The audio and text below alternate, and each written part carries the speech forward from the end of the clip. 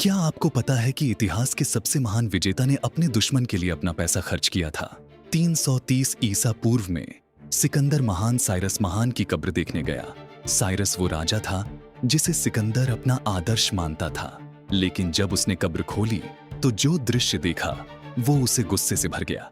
चोरों ने कब्र को लूट लिया था। सोने के खजाने, हथियार और गहने गायब थे।